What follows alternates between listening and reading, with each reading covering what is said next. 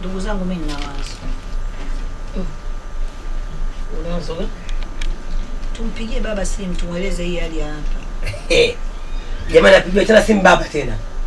Mbona mnataka kumtia katika wakati mgumu baba? Sasa mnataka nini mwanze kuwasumbua wale wadhamini? Umependwa. Alipata matatizo kama haya atakubali baba?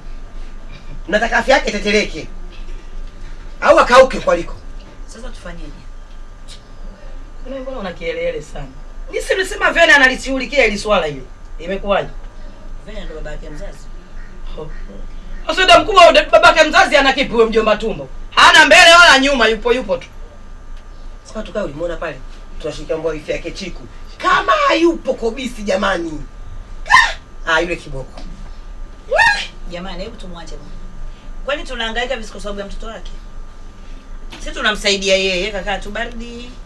Ana mbele wala nyuma mpaka tumeanguka kwa mganga fake yule, sio mganga gani sijui, ana mbele wala nyuma ule mganga.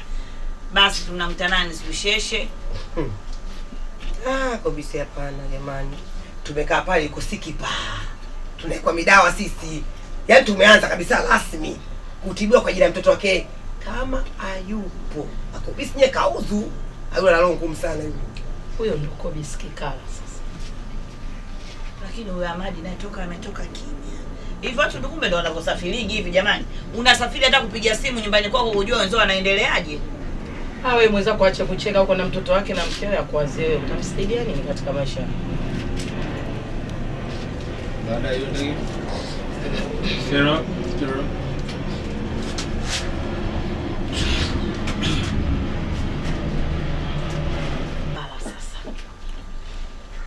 Jamani huyo Ahmadi naye kaondoka kimya. Kweli? Hivi kumbe watu ndio wanavyoondokaga hivi jamani. Unaondoka hata nyumbani kwako kujua huko kuna nini, hata kupiga simu. Wewe naye unachekesha kweli. Mwenzako aache kucheka na mtoto wake na mke wake akukumbuke wewe. Utamsaidia nini katika maisha yake? Kwani yeye sio mtoto wake? Moyo huo unao wewe, sio kila mtu. Wewe pambana na hali yako. Mimi nitampigia simu nimpe habari zote za huko. Kama na Vincent atutumie.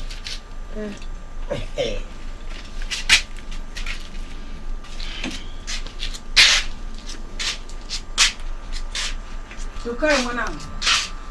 Ule wanja wako na ushaga uko wapi?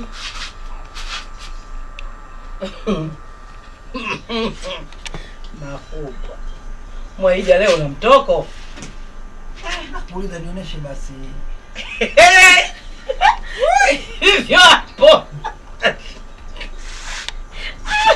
Gati wewe Mwaija.